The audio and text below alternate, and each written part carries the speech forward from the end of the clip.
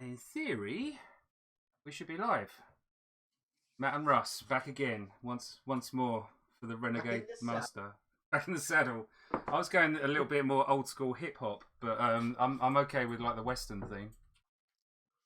Well, yeah. If you get to be Will Smith, then I've got to pick between Martin Lawrence or whoever it was in Wild Wild West that hung out with him, Kevin Kline. Kevin Kline, he was the bad guy, wasn't he? No, Kevin Kline. No, that was Kenneth Branagh. Was the bad guy? Oh, was he? Yeah. I only had eyes for Megan Fox. Was she in it? No, I think it was Salma Hayek.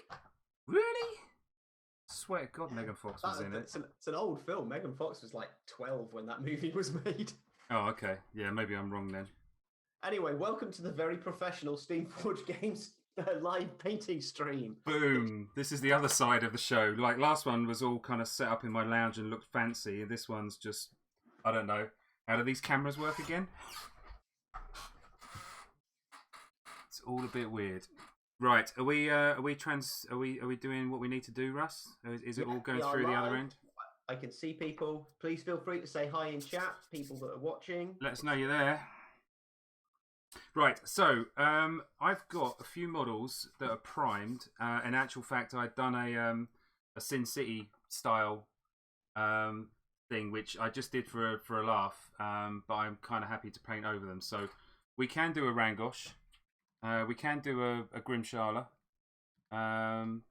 if we want to. And who's this guy? We got a Mornblade and 3 dudes. So I guess chat. Fastest fingers first. Which one do you want to see us paint? Okay, the first champion out of Rangosh, Grimgut, and Mornblade that hits the chat.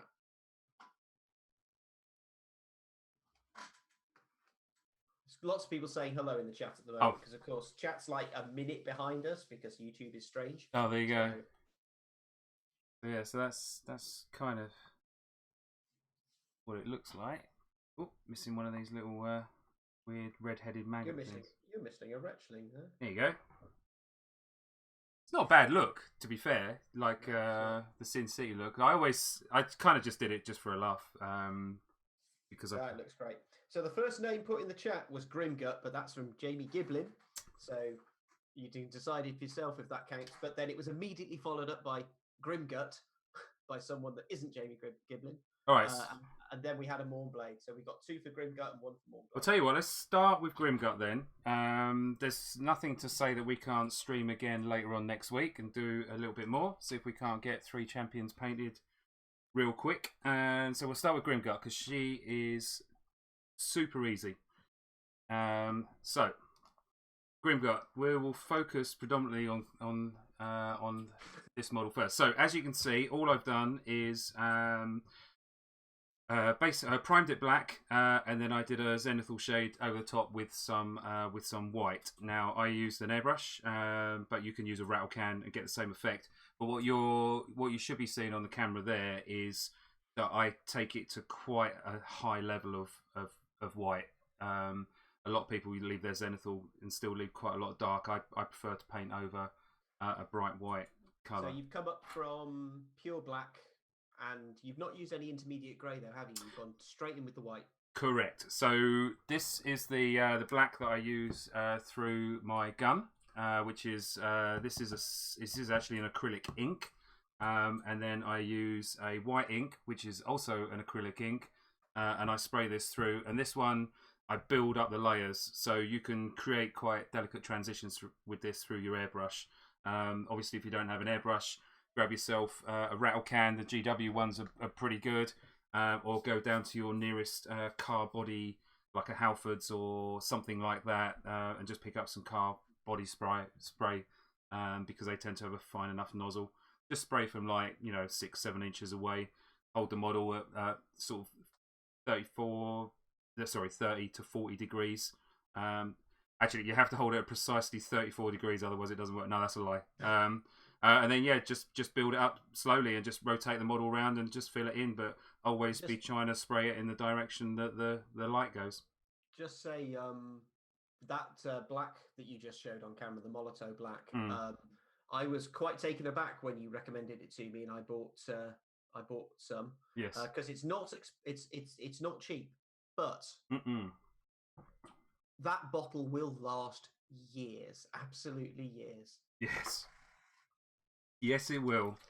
Right, we're going to paint Grimgut predominantly with contrast paints, because I think contrast paints are a hell of a lot of fun and anyone can use them. So we're going to use Plague Bearer Flesh and Guillian Flesh to do our base coats for this guy here. I suddenly had a panic attack. I can't remember if I sealed these or not. So this will be one of those fun exercises where we find out whether we haven't sealed the model. They've had enough time to dry. It'll be fine, won't it? Yeah. Right. So So don't overwork it. we're going to go super live, and we're going to open 2 pots at the same time. And the reason for that will become clear. So what I want to do is give Grimgut a 2-tone. And actually, no, I'll do that when I get onto it. So I'm going to get mostly a flesh down her middle bit, and then I'm going to make the rest of her green, and we'll let that dry while we'll do the retchlings. And then we'll go in and fill in some of the details on the rest of her body. So I always like to start in the middle, and then I'll work my way round. So I am literally just going to take this neat. I'm using a very filthy size 3 Raphael 8404. And if you haven't used these contrast paints, they're super easy. Just put them on. And I want to keep this quite wet, so I'm going to put it on quite thick in these central areas. And I'm just trying to paint all of this detail. All of this surface like that. This was the methodology that you walked me through when I first got my Godtear figures and let me do my 7 champions in 7 days challenge. Yes, and they looked amazing. Yeah, it's this revolutionized how I paint. It just changed my life. Okay. It's not an exaggeration to say that. Well, it's very hard to go back to how you were doing it before. So while that's wet, I'm going to quickly rinse my brush off. I'm going to leave a little bit of the water on, and now I'm going to grab some of this, and I'm going to come down this side, and I'm going to just let it bleed in to that side, and then I'm going to do the other side while my brush is still dirty with the mix, and just let that kind of come through. I think it's worth saying when you're doing this kind of thing that the thing about contrast is it makes painting so quick, but I think you've got to learn how contrast works. It's not, you've got to learn how the liquid behaves. You can't just hammer it on without thinking about what you're doing. So yeah, if you notice, I'm always brushing down because that's how it flows down the model. So I in that transition, I've cleaned my brush, and now I'm back onto a clean brush. So now I'm effectively doing pure Plague Bearer Flesh. I'm quite happy for it to sort of like bleed through because that will make it look quite natural. And that guy is going to look like that. Clean my brush. I have the most surreal watching experience right now because I'm watching chat, so I have the video live, but I'm talking to you via our internal feed. All right. So my audio and what I can see is completely disjointed. Okay. So what we're trying to do, so the fight against contrast paints is I'm trying to keep the edges wet. So don't just focus on one side and work your way round, because by the time you get round to the other side of the mini, that edge will be dry and you'll end up with a ring mark. So if you're painting in a warm environment, you've got to paint fast. So I am using the contours of the model, so like that chain acts as a nice break point for me. So I don't have to worry about keeping that edge wet. But I want to keep this edge wet here because I'm going to do something funky with her fist. So let's clean the brush. Let's quickly grab some ink, I think. Right, so this is voluptuous pink, volupus pink. I'm going to go neat, take a drop of water, and then I'm just going to splash this on down here.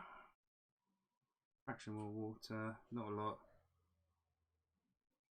I have to say this is a model that really demonstrates the what you were saying earlier in your opening chat about making models that are painter and wash and ink friendly. Yeah. I mean, this is, there's a lot of surface wrinkling and detailing specifically on this model because that was the sort of philosophy behind them. And yeah, so I'm now just pulling that as a basically a wet blend and nothing more than that. And then I'm going to go back in and finish a little. I might actually even go a little bit more flash and take some Flesh Terror red, and then blend that in over here.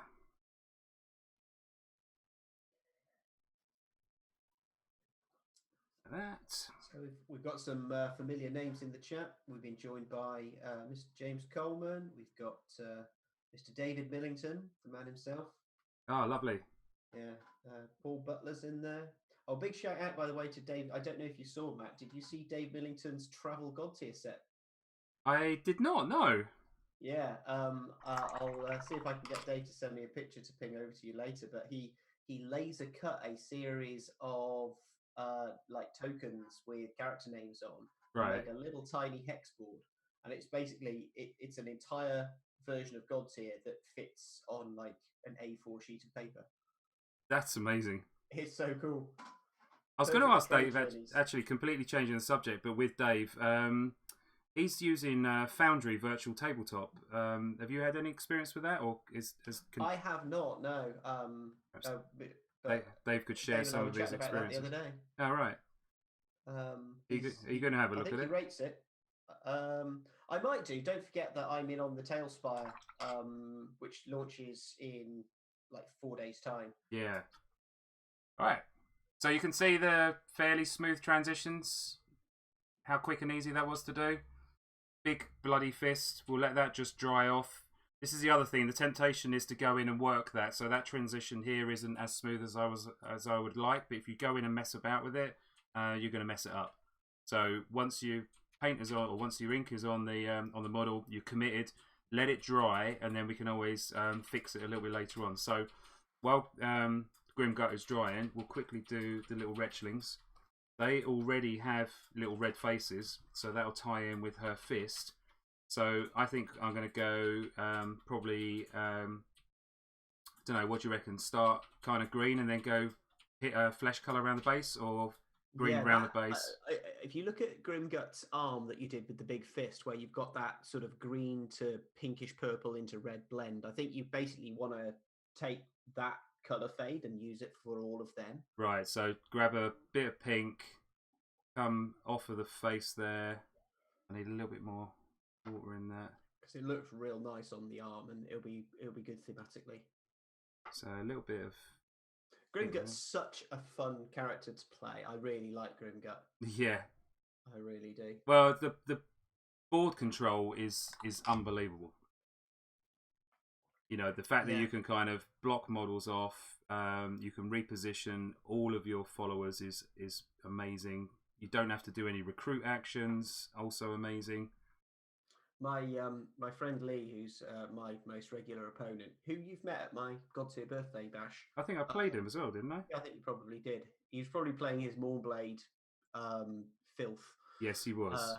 But he's graduated onto a triple shaper Wraithbarid Shale Rattlebone list, which is really interesting. Nice. Because he basically uses all of the ults and Rattlebone's abilities to, he calls it his Donald Trump list because he uses it to build a wall. He just moves all the objective hexes and adds extra hexes to just lock off the board from followers. So it's really effective against characters with powerful follower units. Yeah, I can imagine. Lee's a big fan of the if you don't know it's coming type strategies. Also known as the cheese strat, right? Oh, he'd never say that.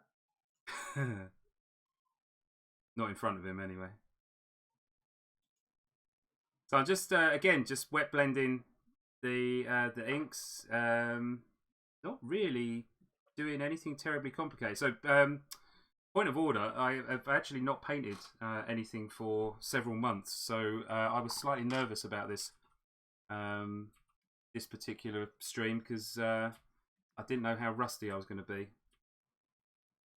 So far, so good. So far, it's doing all right, isn't it? So that pink, I just want it to be a little bit less. Some of these contrast paints are really a mixed bag in terms of their opacity. And that pink is quite a strong looking colour, so I'm just knocking it back with a little dip in the water. What is it? What? There is an ice lolly. That they look like they're. Is it Zooms? Was it Zooms? The ice lolly that's like one colour at the bottom and red at the top. Yeah. They look like melty Zooms. Was it like don't Roundtrees do a like fruit pastel lolly as well? Oh yeah, they might well do. Yeah.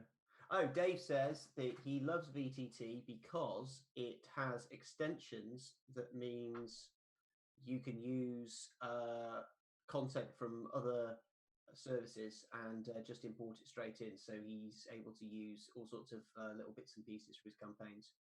Ah, okay. And of course, you've got that big, because you bought the crazy D&D Beyond Mega Pack, didn't you? I did, yeah, when it was on sale. Which is why I still build my build all of my characters for my campaigns in our D&D Beyond Mega campaign. Oh, really? Then I get all the options. The trouble is, it's an expensive thing to keep up with, isn't it? There's a lot of constantly coming out with new books and everything, and I kind of object to paying for them in real life because I want the actual book, then paying them on D&D Beyond because I want that functionality, and then paying for them on Roll20 or something along those lines because I actually want to be able to game with them every now and then. It's just like, oh man, can we not get a unified system? Well, we'll get some more online D&D in the coming weeks with any luck. Well, hopefully get a bit of Animal Adventures shenanigans going. Oh, that'd be so cool. Certainly would. How happy were you with Gullet Cove? Over the moon, really. I mean, like, me and Richard were sat there as before we even started the Kickstarter campaign, just planning out what we were going to do and the things we wanted to see. We sat up in SFG HQ, you know, back when you were allowed out of your house, right? And just coming up with the ideas and the concepts and sort of being like, I can't believe we're being paid to do this. Yeah. So much fun. And well, you've seen more artwork than most people because you've been involved in the conversations with the artists. We've been so lucky. I mean, I basically, you know, who wouldn't want to be a GM designing a new campaign setting for their players and then have some of the best artists and writers in the world come along and say, well, we'll just help you make that happen. Yeah. It's been amazing. And then, well, you know what I always say about the community that's involved with Animal Adventures is they're just the most amazing, lovely people. I mean, you know, that's why we got to do Queenie, which was just a great example of our community just embracing something. Yeah, I love everyone involved in Animal Adventures. It's just awesome fun. Right, so that's the ink washes done. So pretty quick and easy. Quite a cool effect. Let's have a closer look at one of them as he's drying off. Mr. Coleman's pointed out it's Roundtree's lollies. Roundtrees. The fruit pastel ones. So yeah, so you can see got quite a nice little smooth transition going on there. They look wicked. Yeah, we'll let them dry off. How's Grimgut doing? Right, we've still got a few little areas of falling. I can smooth this out and try and let that dry a bit quicker because I'm going to go over that with a brown. Alright. This is the worst bit about painting streams. You've got to wait for everything to dry, haven't you? And you can't run a hairdryer because it would be such an awful noise. No, exactly. Tell you what, why don't we leap ahead and paint one of these guys while we're at it? Just because we can. So we'll get a little bit of flesh on face. So the thing with Godtear and with the followers is the the focus really should be on the champions. So I am more than happy to paint my followers with mostly, if not pure, contrast paints, just because it's quick, easy, and you know, I actually want the focus to be on Rangosh.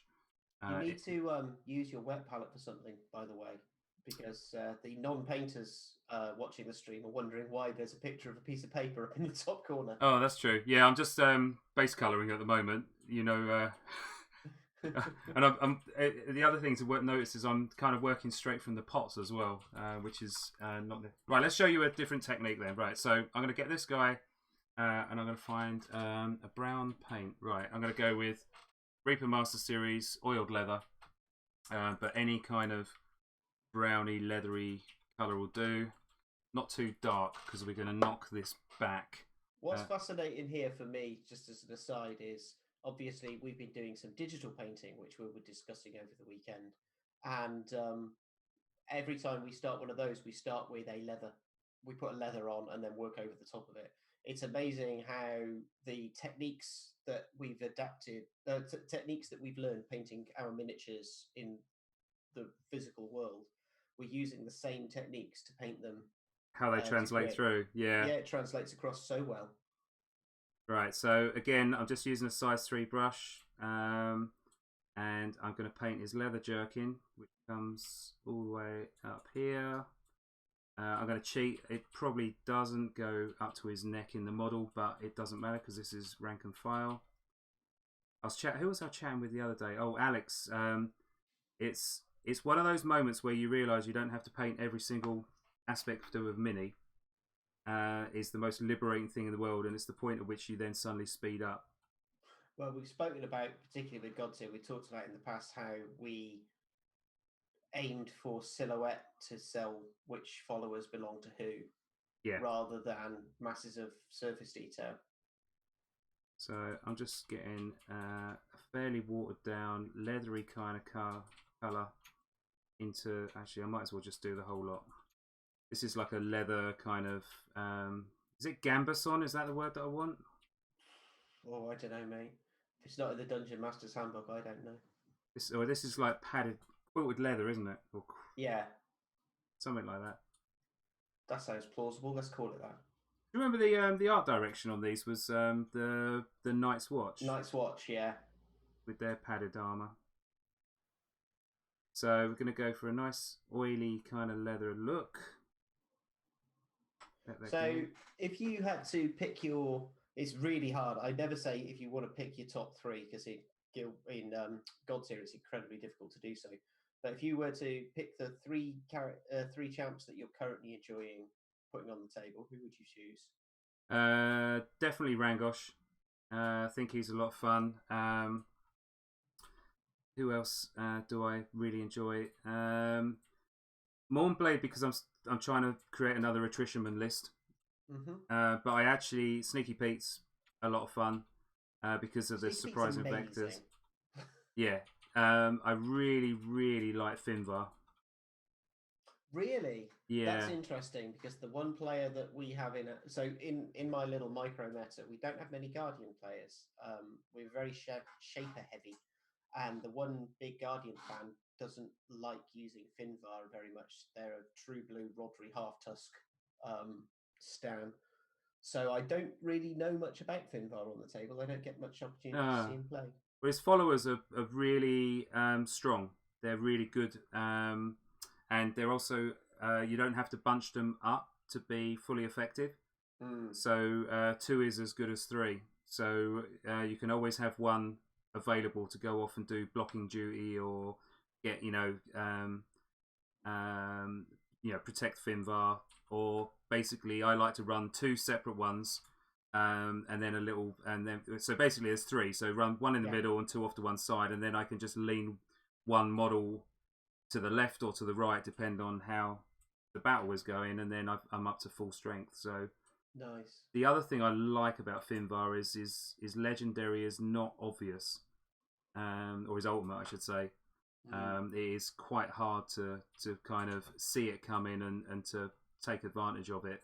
Ben used it in the quest scenario at my birthday bash and just flipped all of the banners to the other side of the board to land them in the scoring zones out of safety. Right. He put them down where they were safe but not scoring, and then just pitched them across the table. It was amazing. Right, I'm just going to use some black Templar on his hair, just because that's the quickest and easiest way to paint black hair. Mr. Coleman says he loves Half Tusk as a model and on paper, but he can't get him to work on the field of play. Half Tusk. I really like Half Tusk. He can do some work. But he's all about his followers jamming objective hexes. I also find that he's one of the reasons I like Titus so much. I love Titus because I like having movement buff on the followers. Much like you're saying with Finvars, I'll often deploy Titus's followers at the start of my game so that I can basically use Battle Shout anywhere on any of my champions. Right. Half Tusk with just one extra move is incredibly effective. He's a different model. Oh, what, in a campaign? Yeah. Well, even if you're just buffing him in a normal game by like either putting a boon on him or using Titus's followers. So, but movement is king in this game. Yeah, movement is huge. Right, I'm just so again, base colouring. So those of you who've sort of seen me paint before know that I tend to do all of my base colours, and then I'll do a cheeky little wash over the top. I've got a new improved formula for my wash, and then while that's drying, we'll finish Grimgut and Grimgut's followers. Mr. Butler says he's not a fan of Half Tusk followers. He finds them underwhelming. That's really interesting. I really rate them because they are another control piece between blocking and their tongue attack. I've shut down Rangosh for an entire game with a Half Tusk and Wraith Marid combo, because you've got double pulls from Half Tusk followers and Wraith followers can both reposition models, and you can just constantly stop someone like Rangosh ever being in a position to go and attack. And it basically, for the cost of 2 followers, you shut down an entire champion. It's really one of the things I really like about the game is how many utility attacks that don't do damage can be critical to how your game plays out. Yeah, no, absolutely vital. Yeah, it's not all about the killing. In fact, the fact that you don't take models off the table kind of tells you that this is a game about positioning and objective control, and that's why the Troglodytes really are, because they're unique in that regard. It makes them really, really strong. Well, that triple shaper list that my friend plays, you've got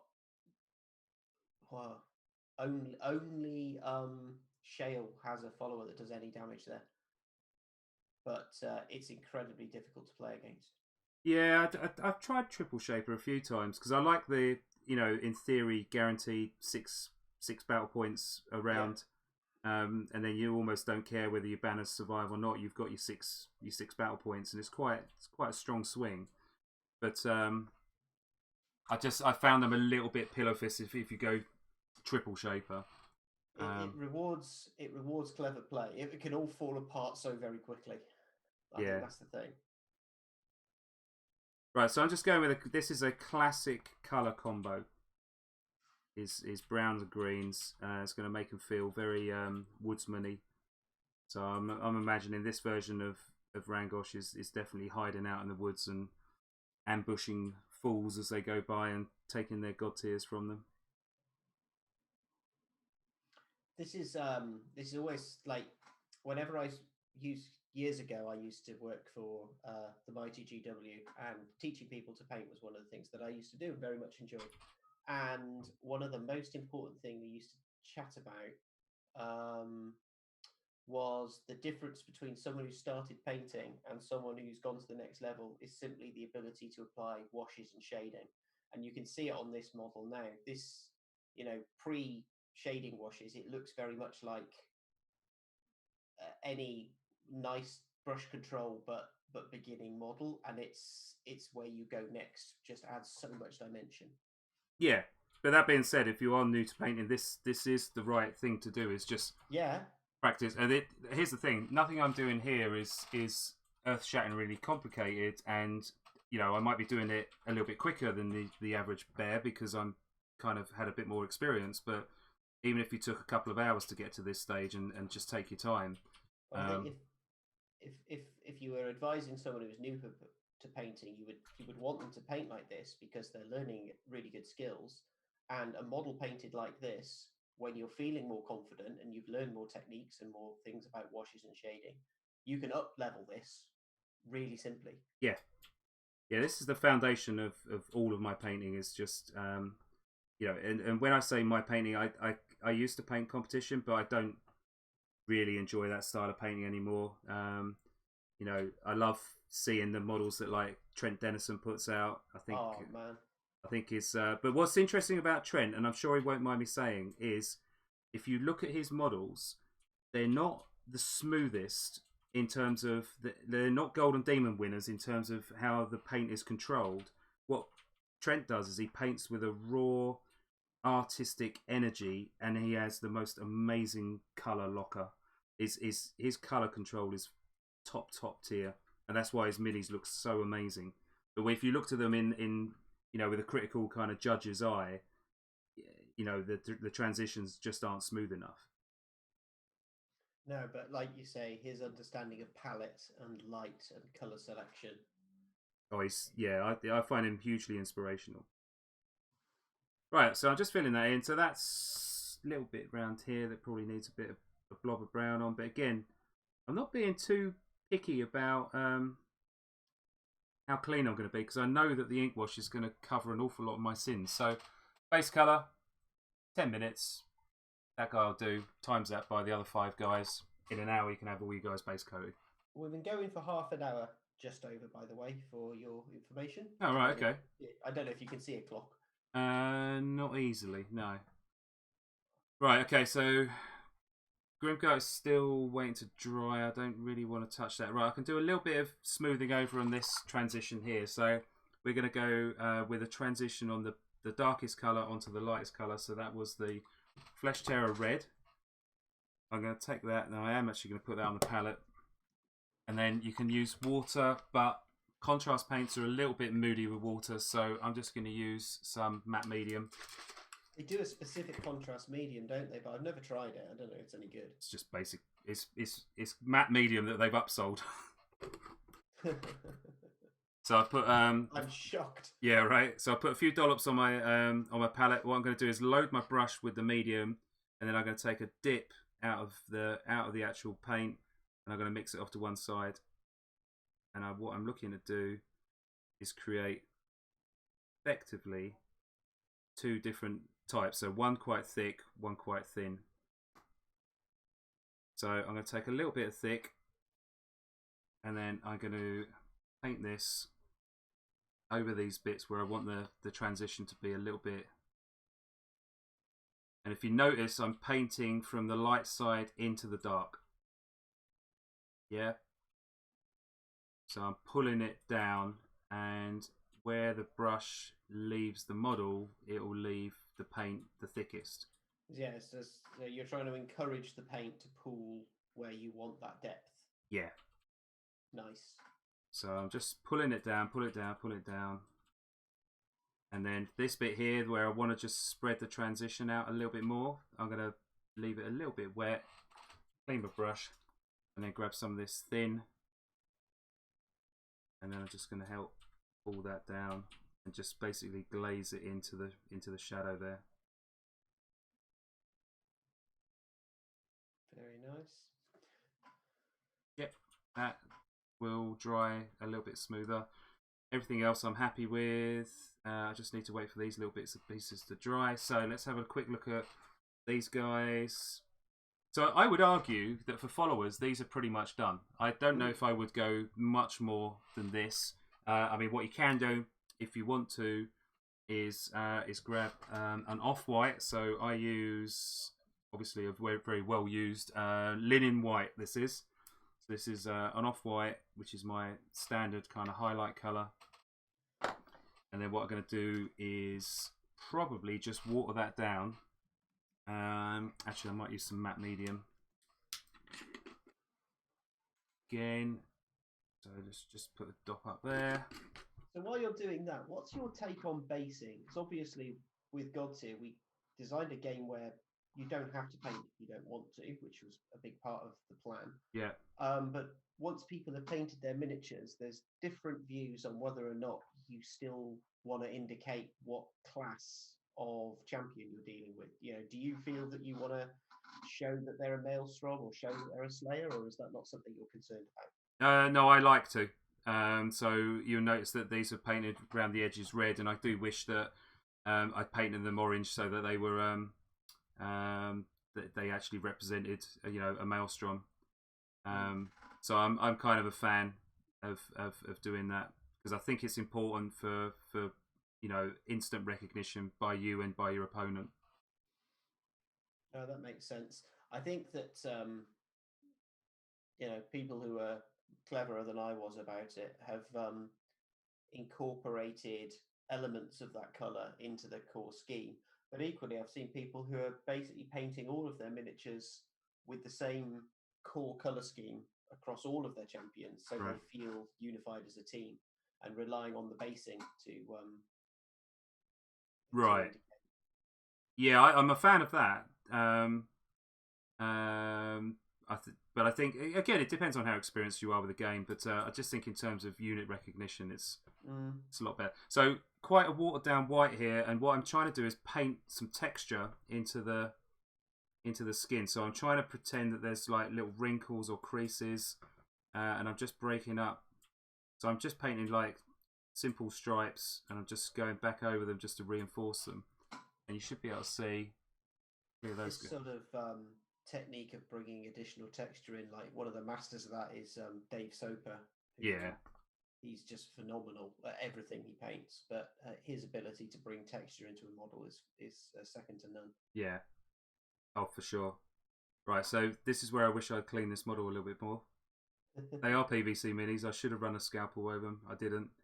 So I'm just kind of catching the top edges. Again, this is quite watered down. So, and I'm painting up to where I want the paint to leave the model. Or where I want the brush to leave the model. Would you glossy these at the end, or would you just let the paint sell the idea of lights and stuff? I might do. I'll definitely matte varnish them, because matte varnish helps sort of smooth all your transitions out. I think it's very important when you're using contrast as well. I don't think it's as robust as a normal acrylic. Yeah, and then I might go back in with a little bit of shine, just to kind of give it a different, like another bit of contrast. Yeah, I like the like you say, it's the contrast between matte and gloss is another thing you can play with on the model. Yeah, it's one of the reasons I was such a big fan of Blood for the Blood God technical paint, on all my weapons. That little pop of shiny red. Just So it's incredibly important when you're painting armor and metallics as well. Yeah. So I'm just catching this top surface basically across all of the models, and then I'm going in and just catching like the edges of the sludgy drips. I think they look great. Getting there, weren't they? And then we'll tweak the. We'll do a quick little bit of highlight on the faces, and just so they pop a little bit. But yeah, all I'm doing is this is partly the zenithal coming through, but it's also partly just giving a little bit more light onto those upper surfaces. Luke says Grimgut is your favourite champion because he gets insane in campaign mode. Grimgut being able to do new spew as a bonus action is just the most ridiculous thing ever. That's the joy of the campaign system, is because it's not designed around some tightly bounded, organised play. Is you can be wild and you can be wacky and you can have crazy things going on. I mean, your was it Defense 5 Nia? Oh god, yeah. Running around the place. Yeah. No, I'm so happy with how the campaign modes come out. It's it does just go to show how it is possible to have a different game. I actually think it's a lot more fun. It's a lot more crazy time when you're playing for funsies rather than worrying too much about you know, who's finishing top of the table. When you came up to mine, what we were playing for bragging, was it bragging rights and the biggest slice of the birthday cake of the Godtear cake, yeah, which was delicious, by the way, and very colourful. Yes, yeah. For those that don't know, we made a 4-tier cake where each of the tiers was one of the colours of the champions. And then you iced it in one colour, didn't you? And then we sliced into it and could see all the colours. Yeah, yeah, it's cool. Very cool. Right, so just blasting through this. Is everyone cool in the chat? Is there any questions or anything? No, it's just a bunch of people chatting happily together. Chilling. We got a lot of people from Leodis Games in, so obviously it's all friends together. I would imagine that because of the situation, you know, not getting out to do a lot of gaming face to face, so we're bringing people together. Just hanging out and chilling. What's did anyone? What did you think of the keynote, by the way? Did you think that was useful or interesting? Are you talking to me or well, I'm talking to you, and then I'm hoping chat will pile in because you'll probably say nice things because you're nice. Yeah, we'll get the real skinny from the real people. Right. I thought it was good. I mean, I listened with half an ear because I was frantically making stuff that we needed for the weekend's activities. Yeah. But it was good. It was interesting to see what sort of questions came up. It was interesting to see what people were thinking about. You know, where people imagine things are going. It's nice to see so many people still actively engaged in their hobby in this rather topsy-turvy of times we find ourselves living. Yeah. And I think it's good that we can still be able to put new content and new information and new stuff out. Even though our sort of traditional roots are a bit closed off to us right now. Yeah. Eloquently put. Couldn't agree more. Paul Butler says it's interesting having a CEO talking direct to the masses. I don't think we'd ever call our audience the masses, but I'm also not the CEO. No, you're not. I get the point is, yeah. Look, here's the thing. When we started Steamforged, we started it because we are and still are gamers, and we make games that we ourselves would play. I think there's no point in going through all the fun and games of running a games company if you don't actually get to partake in some of the fun stuff as well. And hanging out and chatting with gamers about games is a joy for me. It's just a lot of fun. People are currently explaining to Paul how to game the system by putting you in a bar and giving you a few shots of whiskey. Always recommended. Dave said it was very interesting. He wants more information on the Godtear online or digital options that are coming. Well, why don't you talk a little bit about that, Bate? Happy to do so. Just check in.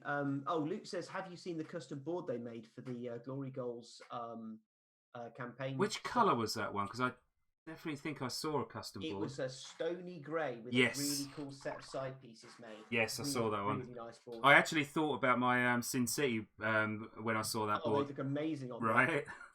Well, obviously, when we're allowed to go out again without being shot on site, maybe they could invite us over. I'll be down with that. That'd be sweet. Right, so I've just sorry, just while you're doing that, just because I'm changing colour now, I'm going to quickly just blob in a little bit of snakebite leather onto these eye sockets where I've kind of picked them out with a bit of white.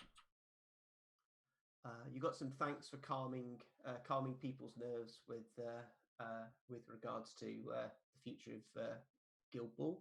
Good. Which is a very important thing to have achieved. Right, so let's briefly. I don't know what do we want to say about Godtear Digital. So talk about how it came about because I think that's interesting. Yeah, so the context is obviously, I mean, Matt and I and many other people within the company have talked about the possibility of some sort of digital platform for some time now. And we've kind of organically grown internally to a point where we're using more digital tools to create content for our projects. messing around with things like Unreal Engine and Substance Painter and various other high-end tools that are used in the video games industry. And not in small part because part of the sculpting team, Tom and Holly, are both extremely skilled in those tool sets and have been able to knowledge share with the rest of us and help us develop new ways of doing things.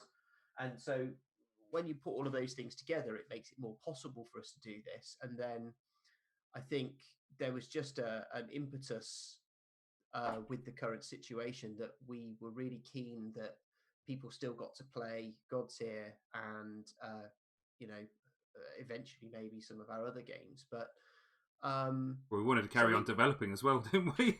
Well, and yes, we also needed a way to be able to keep playtesting and building and prototyping whilst we're all in different places.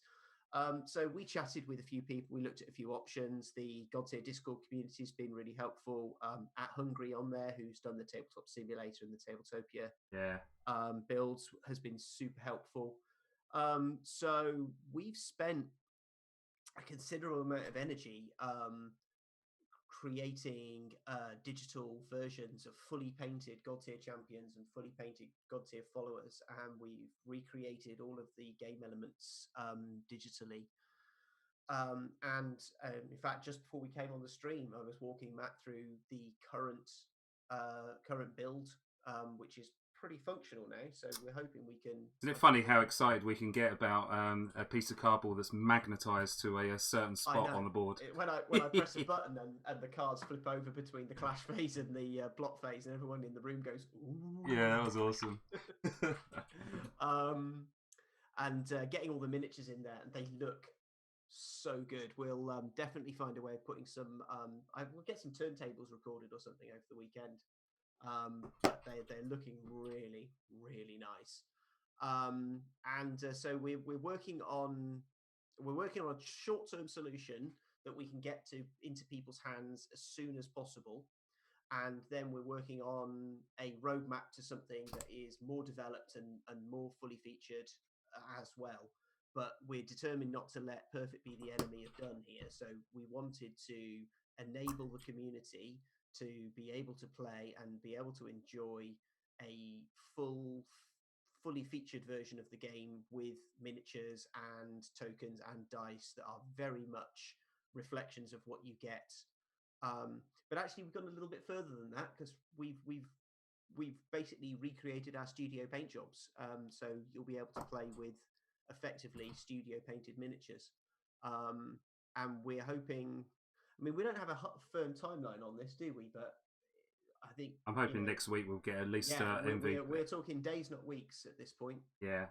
So this is kind of just a usual junction point. So I took so this is my new secret tech, right? Grab your Citadel shade, and everyone knows I'm a huge fan of Agrax Earthshade, but you can pimp it with a little bit of contrast in, and it makes it just a fraction stronger, but it still acts in exactly the same way. So I've just gone 50-50, and I'm just slapping that on neat on the bottom here. And that will transform this mini. And I'm just doing that over the leathery bits, and you can see already how it's rushing into the recesses quite merrily.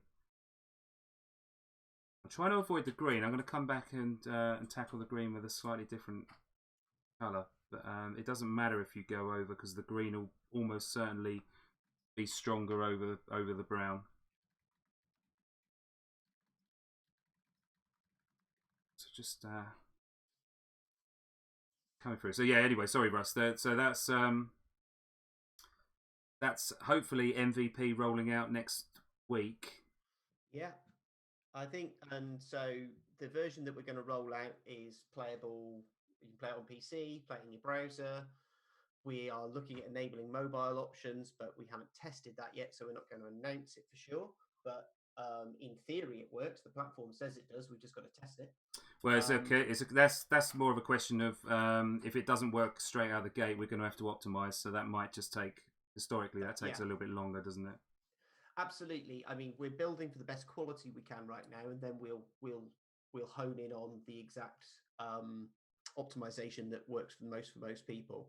And we've made sure that we're building on a platform that doesn't require that it's not that there's no gatekeeping. You're not paywalled. Yeah. So what we choose to put out, you'll be able to sit down and play immediately without any. In theory, you don't need to install anything. You don't need to buy anything. Yeah. Right. So so I'm now looking for an opposite. So I want a shade green. So I'm on my color wheel, and opposite green is red violet. So if I add a little bit of that, if I add some reddish color to yellow green, it ends up a bit of a browny color. So that's what we're going to do. We're going to add a little bit of our voluptuous pink, I think, because that's the nearest purpley color that I've got to hand. So just a little drop of that, because that was super strong, wasn't it? Yeah. And then a bit of this brown, mix that in. And now we've got like a purple toned brownish wash, which we will then slap on the green tunic. Just like a normal Aggressive Earthshade. But that'll, because of colour theory, that'll help create some more interesting shadows.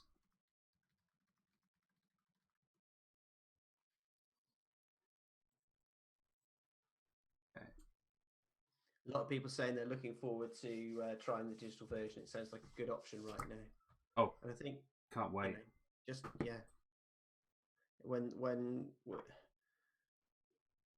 we're in the situation we're in, the ability to keep doing the things we love and communicating and interacting with the people we count as friends and who are important to us, and anything that enables that is hugely important to people's health and well-being. Yeah, definitely. Right, so Grimgut, you are. So I base coloured that. That's still a bit dry. So let's just go in and do the chains. This isn't going to be the most exciting thing, but what we're going to do is use contrast paint again, Black Templar.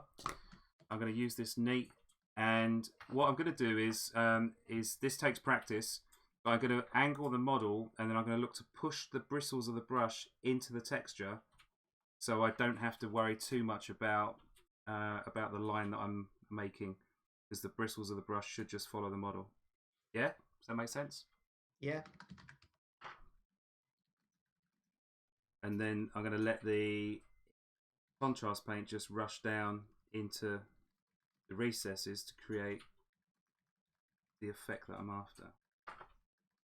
So again, this is all about finding the right angle of attack, which is less easy with a camera, but not impossible. So if people were able to sort of zoom back, like third-person shooter style, and see over your shoulder, where is the camera between you and the model? Is it above you, below you? It's literally at the end of. So if I go like this, I knock it with my forehead. Oh, right. So it's just about in my eye line, but as far away out of my eye line as I can get, but it'd still be useful. Because I think sometimes I watch painting streams and I just think the camera's in such an awkward, unnatural position that it doesn't really tell you what the painter is doing. And I kind of, maybe it's just me, I like going on painting streams where I think I'm going to learn something. I'm not that bothered about so much the chat when I'm kind of just cruising Twitch looking for kind of cool things to watch. Truth be told, I find a lot of people on Twitch really irritating. Not sure I'm supposed to say that, am I? I think it's just me being old. There's only so many high-pitched screaming sessions that I can listen to.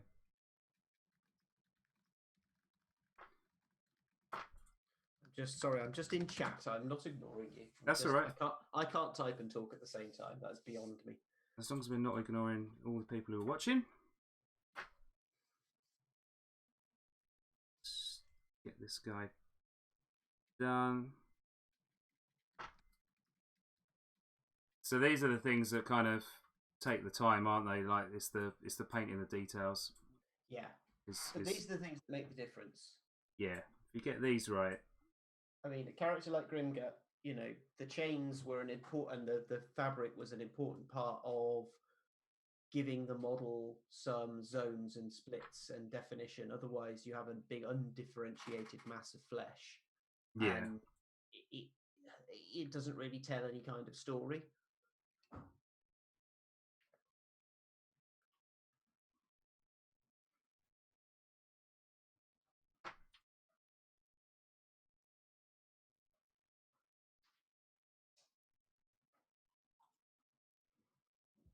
So how do you paint the models digitally? What software are you using?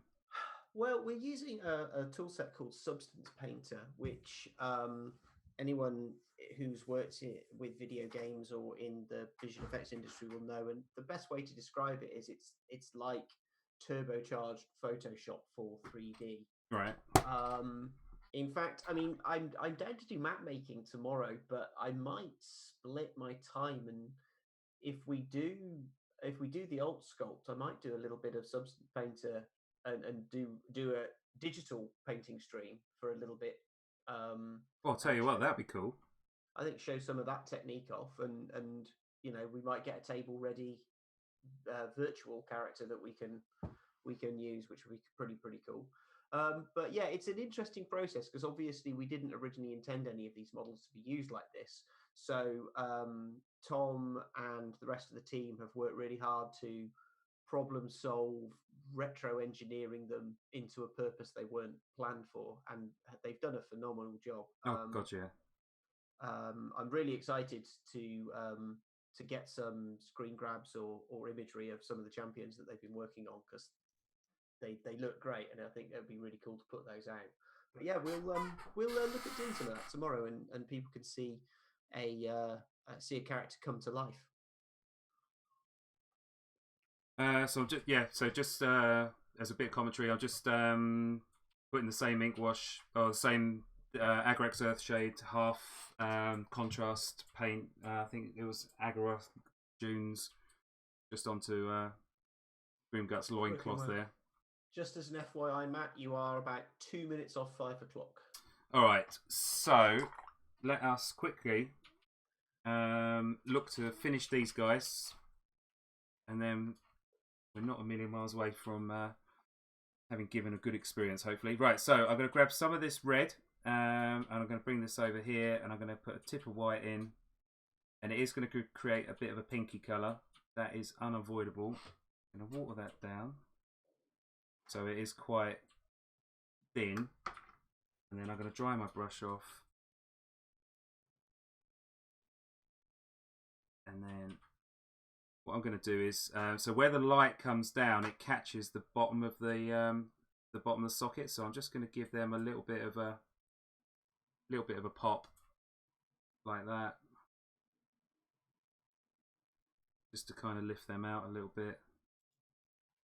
And again, if you're kind of painting these at home, you can take a fraction longer over it.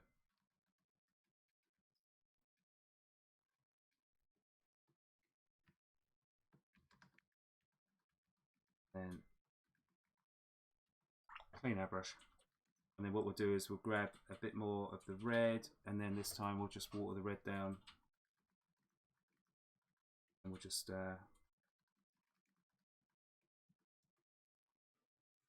remove a little bit of the pink but leave a little bit of the highlight. Someone says, I know it sounds greedy, but would you ever consider an online version of Guild Ball, or must I take the plunge and learn Vassal? Well, right now, I would stick to Vassal, because Guild Ball, unlike Godtear, has hundreds and hundreds of minis.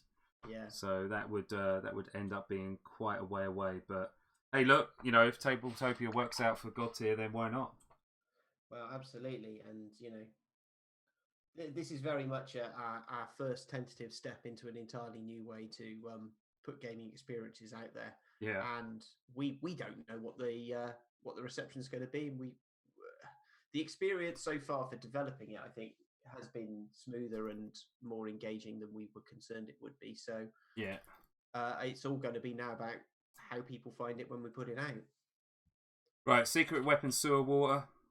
Going to slap that in the wet palette where the wash was, so it picks up all sorts of different colours. Now, so I've got this water bottle full of dry sand that I stole off of the guy who did my driveway. So this is the type of sand that you put in the cracks between your driveway when you're doing block paving.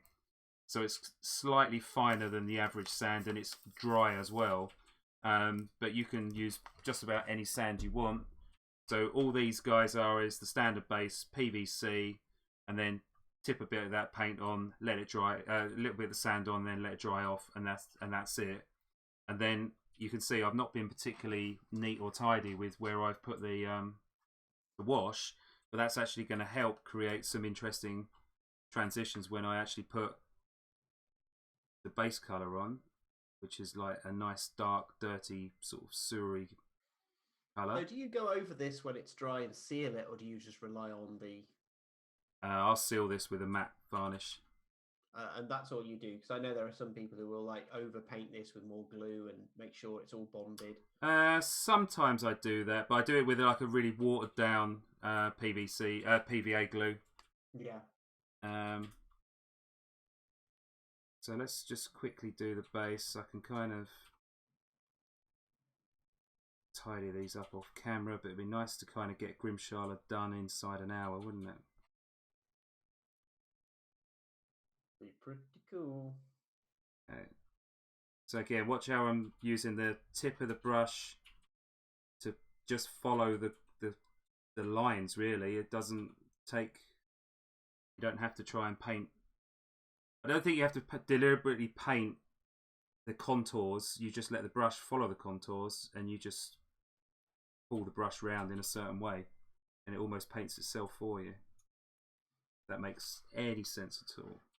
Yeah, I think it's the kind of thing that it's worth practicing on a few models, because it's something that you'll kind of get a feel for, and I don't think you can explain it, but once you've done it a few times, it'll just click. Yeah. So if you tried to paint that down the line and try to be clean, you couldn't. It would take you a lot longer to do, whereas if you push the brush in and just let the bristles follow around, it will follow it perfectly. Right, let's do Grimgut, and then I'll put a couple of dots on her eyes, and we'll call her done, and then we'll have a quick look at the red bandit just after we've done this. Get a little group shot on the camera as well, so we can see it all together. It's going to look wicked. Yeah.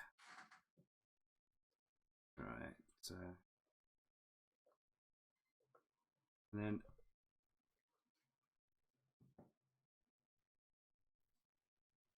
it's funny, this secret weapon sewer water, I've just finished like an old bottle, and this new stuff is clearly not the same as the old stuff. Oh, really? And I think it's like inks and paints sort of mature as they get older and dry out a little bit and get a little bit more concentrated.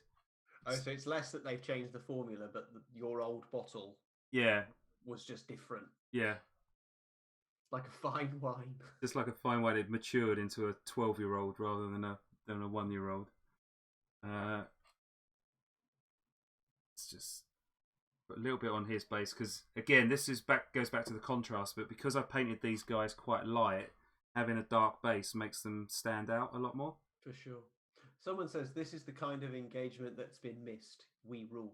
I'll tell you what, if what makes people happy is you and I talking absolute rubbish, we've got an endless supply of this stuff. Well, this is what happens all day, every day. We might as well just stream it. Yeah. I'm not sure we'll be able to show what we do, but just invite everyone to our Discord. Right. So I'm sure we get loads of work done with 500 people tuned in. Yeah, exactly. Right, I'm just going to put a little flick of white on her eyes, just so there's a little highlight there. That's looking good. And then just catch her tooth. Those poor gummy teeth of hers. I know, bless her. Alright, and that, if you will notice, was all painted with the scabbiest size 3 brush you've ever seen in your entire life. Right, let's have a look at a group shot. So, Grimgut, 5 purple-headed monsters. I didn't do her thing, but I will do that off camera and stick a shot. Let's bring the camera down so you can kind of see. That'll do, I reckon. What do you reckon? Solid. Good job, well done. I would say so. I mean, you're over by 6 minutes, but I think we'll let that pass. Oh, bless. And then just for the sake of completeness, This is how this guy is drying up. I would argue that is tabletop standard as he is. But of course, you can go in and start putting a few highlights on, and maybe in the next time we do a painting stream, we'll sort of show how we highlight that back up to give it a bit of pop. Level sort of thing. Yeah, exactly. All right, guys, thank you ever so much for joining us. I'm going to hit the transition button and stop the stream, but there's plenty of content over the weekend. Be me and Russ tomorrow. Russ doing the hard work, and I'll be doing the chat. And then I think if what's good about this is it's forced us into getting our streaming set up, our streaming equipment set back up.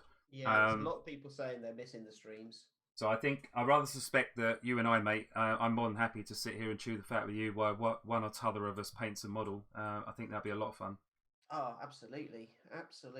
And don't forget, so should we quickly go through the schedule?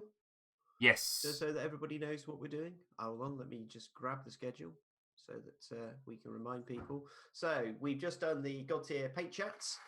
Tomorrow, we've got alt sculpting. I'm sculpting a death campaign version of Rangosh. That's at 2:30 UK time. Right. Which is like 9:30 in the morning if you're over in the States. An hour after that finishes, I'm doing, it says live Godtear map building, but we'll see if we end up just wanting to digitally paint Rangosh or play around with that side of things as well. And then on Sunday, Mr. Sherwin Matthews himself is doing a live law workshop and Q&A session. That's at 9:30 American Central, which is 2:30 our time. And then at 11 a.m. American Central, which is, I think, 5 this time in the UK, Mr. Lishman himself, Tom, who was the sculptor behind many of the Godtear champs, will be creating a new champion banner.